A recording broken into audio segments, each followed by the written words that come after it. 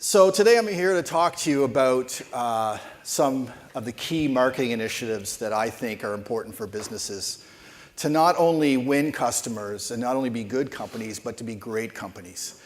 And hearing the words this morning of Giant Tiger, there were a lot of things that they said that resonated and that I want to share with you in a bit greater detail. So I'm going to tell you a little bit of a story, and I'm going to talk to you first about how to nurture prospects so they become your customers. And then the second part, I'll talk to you about when you get those customers, how do you keep them and grow them? So let me first give you my first entrepreneurial experience and shed a bit of light in terms of what I learned at a very young age. I was fortunate enough to be the president of our high school. And, that was the first role of responsibility. And I remember when you win the election, and the next day I meet with the transition team, which and then that's when they tell me, oh yeah, by the way, Stephen, something we hadn't mentioned before, we're $5,000 in debt. And when you're 17 years old, $5,000 in debt is unbelievable. And they said, yeah, we've been in this debt for 4 or 5 years, so just make sure it doesn't get bigger. And I said, well, what do you do to make sure it doesn't get bigger? Oh, sell mugs with the high school name on it. That's always the winner. So I went away that summer and I thought about it. I thought, there's got to be a way out of this. So I went, wait a minute. My uncle was Lorne Kelly of the Kelly Funeral Homes. And I went, now he's got a whole bunch of flowers there. What does he do with those flowers after? So I went up to him and I said, so Uncle Lorne, what do you do with flowers after the funerals? And he said, well, I either donate them to hospitals or we have to, throw them out. I said, how about, can I take like a week or 2 weeks worth of flowers from you close to September? He said, sure, why not? He didn't even ask me why, which was good. So I drove my dad's pickup truck and I loaded up all the flowers in the back and we drove back to our house. And I spent the day before, the first day of school, in the backyard clipping flowers, throwing out the ones that look like funeral flowers and clipping all the others. And then I put little things, and I had a welcome back a friend with a flower. For $5, you could get a little note written and we'll deliver that with a flower. Now I told one person, only one person, where those flowers came from. That was my biggest mistake. But in any event, people were buying these things left, right, and center. And they were buying 2, 3, 4. And so, of course, the one person I told decided to take a bunch of flowers and lie in the middle of the floor like this. And everybody was, what's this guy doing? I don't know. But we got out of debt in one day. And what I learned was, there are no hard, fast rules. Thinking creatively and thinking, no pun intended, but outside of the box, really is what's going to make a business grow. So fast forward, I'm working at Mitel, and boy, did I have envy Giant Tiger when they said that they're privately owned and you don't need to know their financials. We went public, and we went traded on the NASDAQ. And of course, when you do that, the NASDAQ says, okay, well, when you go, you can ring the bell and we give you $250,000 for marketing. When do you want to ring the bell? And we said, well, we're coming out around $7. We figure in a year we'll be at about 14. Let's ring the bell in a year. So book that. Well, in a year we were trading at $2.14. Second lesson I learned. But anyway, so with that, you go down and you ring the bell. It's really push a button. And you organize a bunch of meetings. So the meetings that I had set up was the CEO Rich McBee and I were going to the New York Times and we were going to Bloomberg. So I went to Bloomberg, and this is a two-part story, and this first part supports what I'm going to talk to you about growing your customers. We went in there and there was a big fancy boardroom, 4 guys with head down typing, didn't say a word to us, hit record, up came a panel as well at the same time that had everything you want to know about Mitel. And the first question he said was, how does it feel to be in the bottom 10% of the NASDAQ? So I left that one for the CEO to answer. The second question was, what is it with these Canadian companies that just can't seem to get it done? They come up with great technology, but then what? So let's look at it. There was Nortel, and at the time, that's when BlackBerry was having an implosion. So there was BlackBerry, and then he said, now Mitel. So what is it? Are there any Canadians in the room? And I was the only Canadian. So of course I started to talk, but the more and more I thought about it, it made me angry.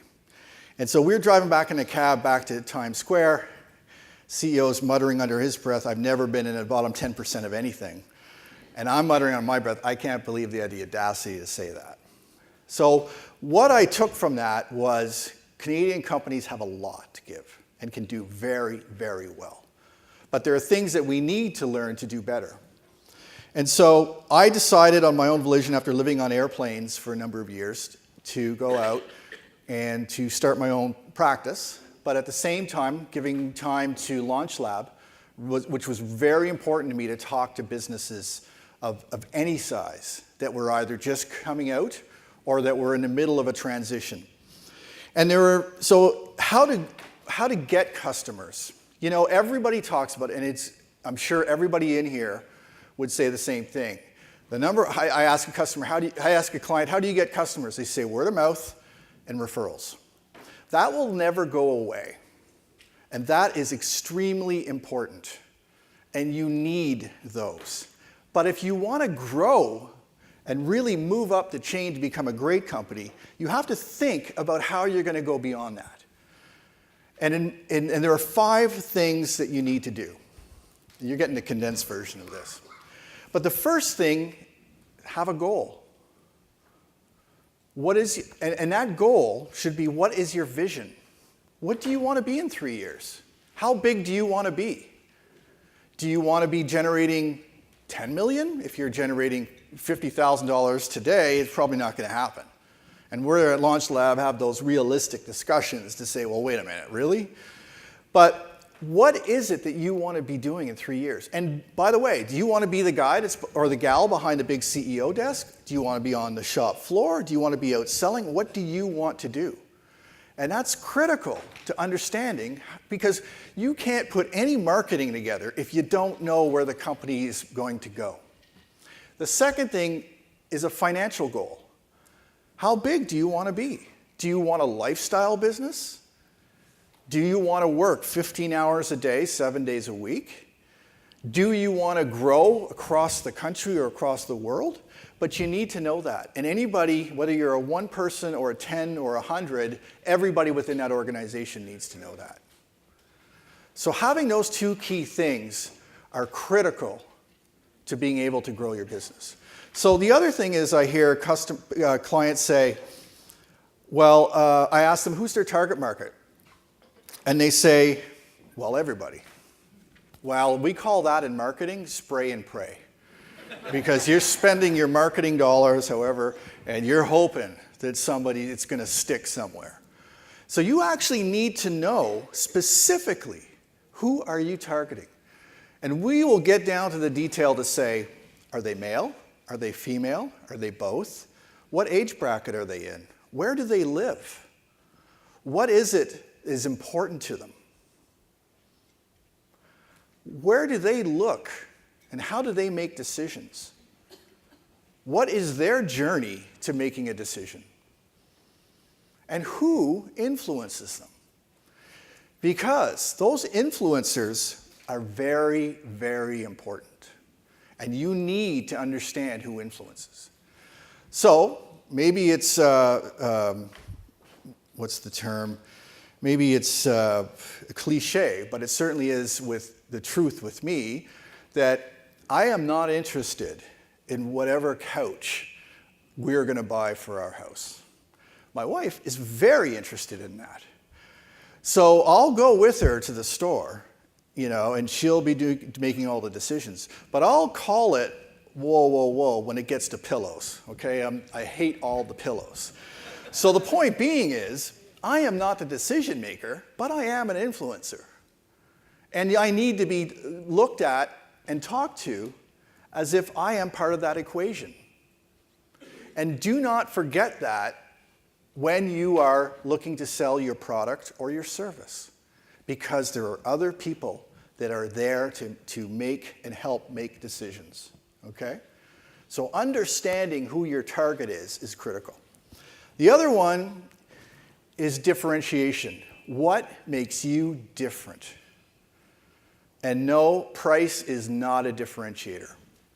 When Don Smith was the CEO of Mitel, I learned that lesson because we were talking about a certain product, and I said, well, price, I almost got thrown out on my ear when I said that, and I learned a very important lesson.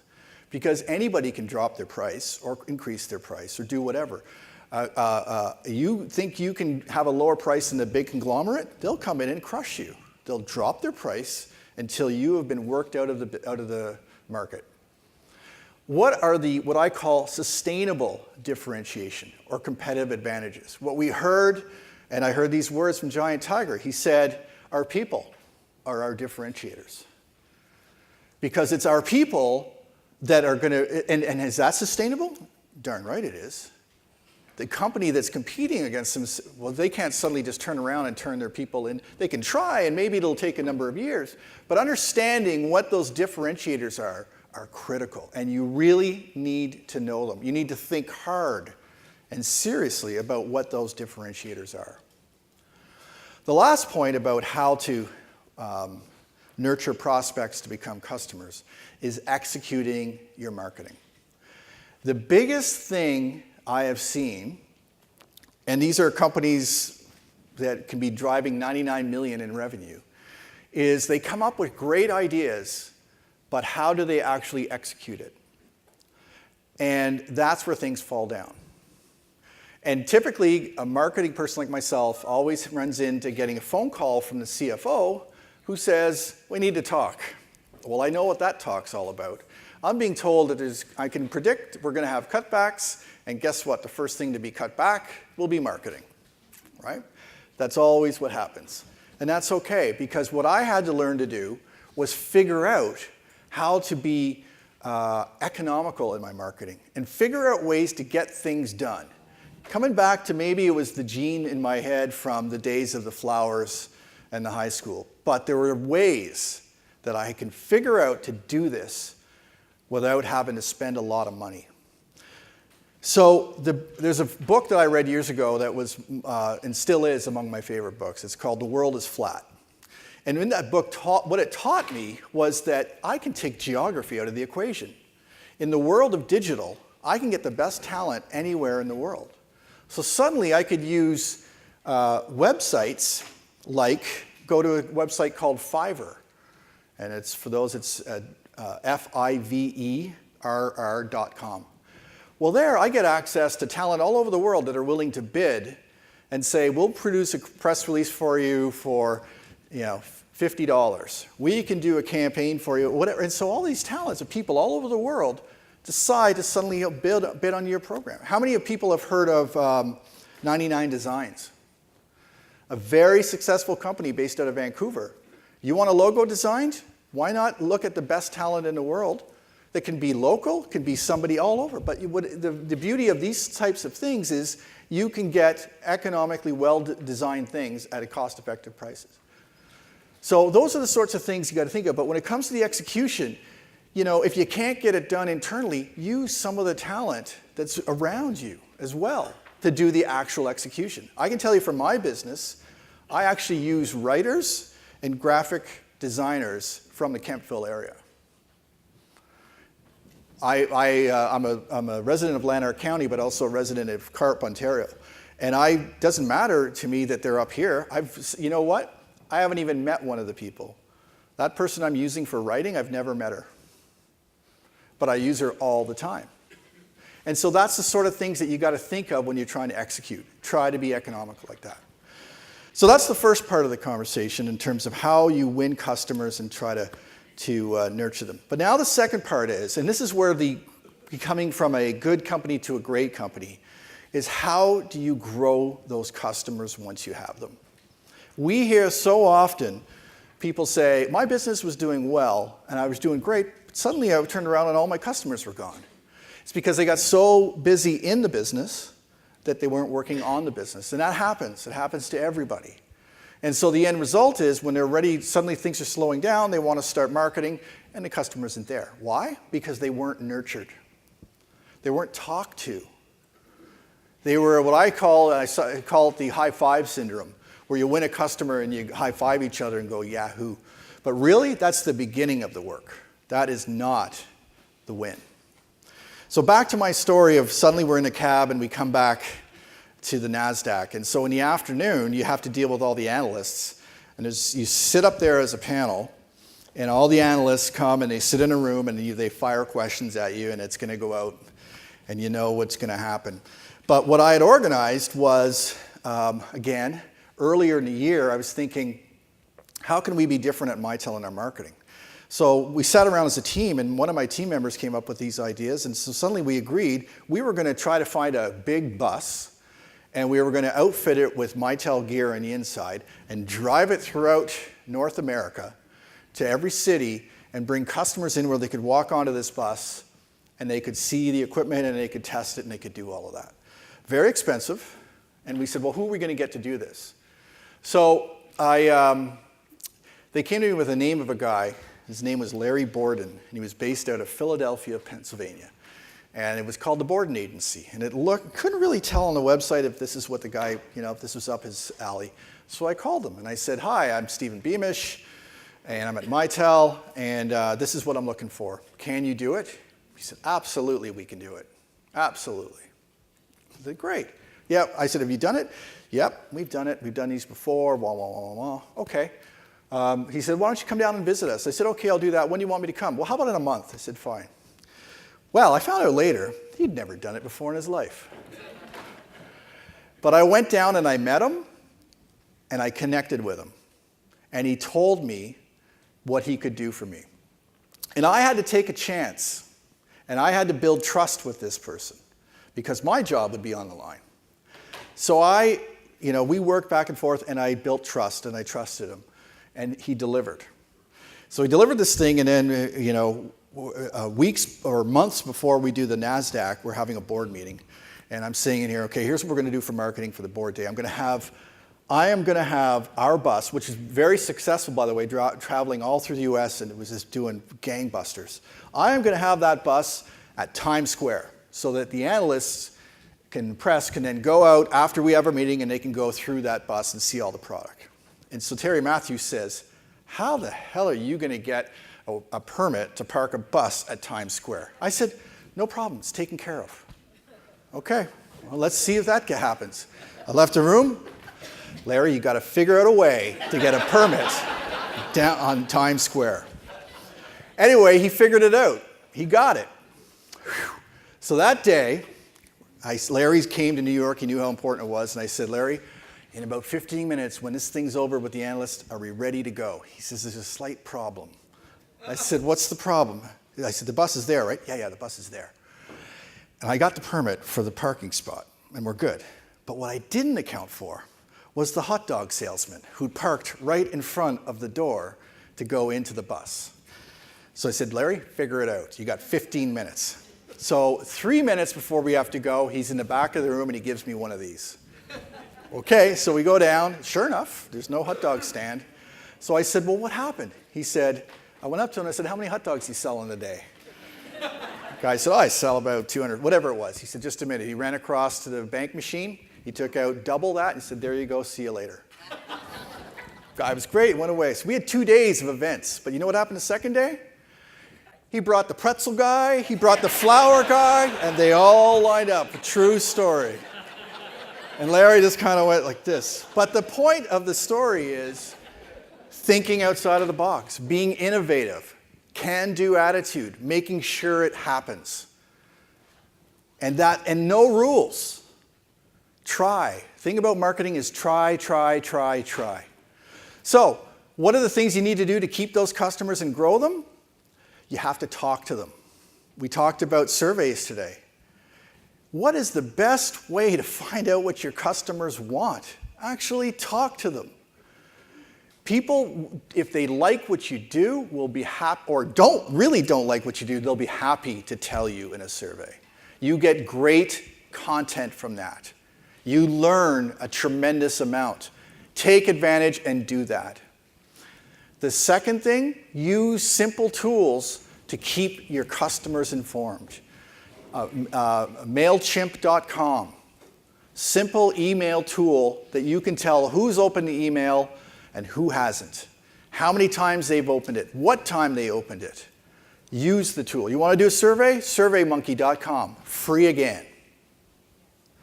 Okay? And the third thing is your customers are your greatest advocates. Remember that. Leverage your customers. They are the ones that will take your brand and build your brand. They are your brand. So with those types of initiatives, that is how you're going to be able to keep customers and grow your customers. Larry Borden, to this day, stays in touch with me. You know what he's doing now? Whenever there's a Madonna tour, a Bruce Springsteen tour, any of those tours, it's his buses that tour those people all over North America. Because he figured out a way to get it done. So with that, I'll leave you. And just remember, it's try, try, and try. Okay? Thank you very much.